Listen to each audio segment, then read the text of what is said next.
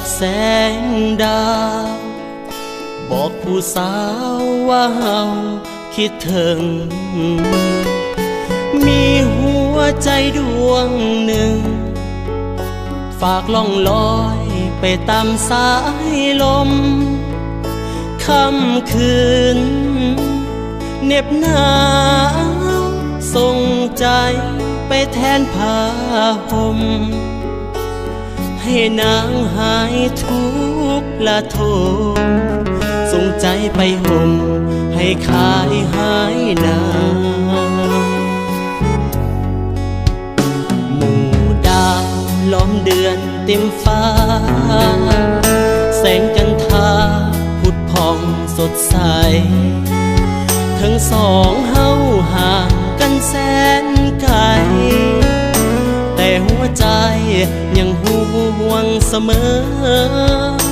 นอนหลับฝันหา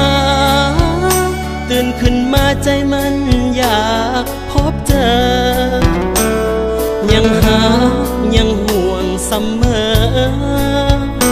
อยากพบเจอทุกคืนทุกวันห่างกันมาไกล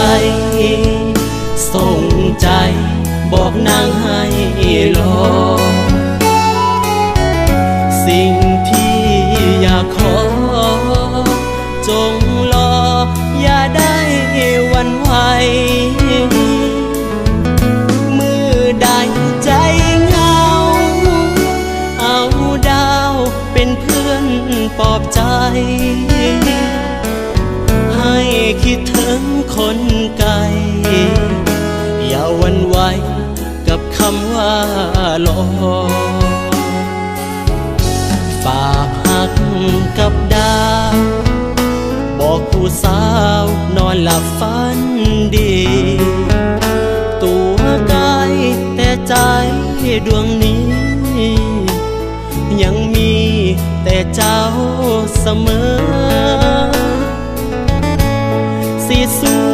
เพื่อฝันบ่นานเฮาคงได้เจอบอกใจเสมอว่านางยังหักยังคอ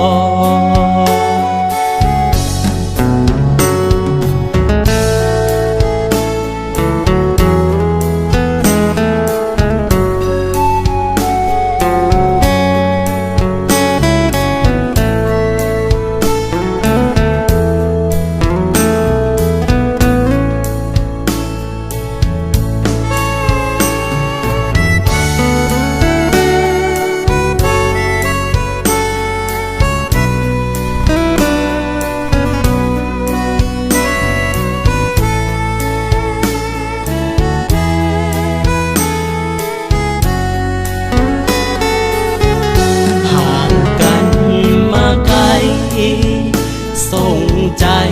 บอกนางให้รอสิ่งที่อยากขอจงรออย่าได้หวั่นไหวมือใดใจเหงาเอาดาวเป็นเพื่อน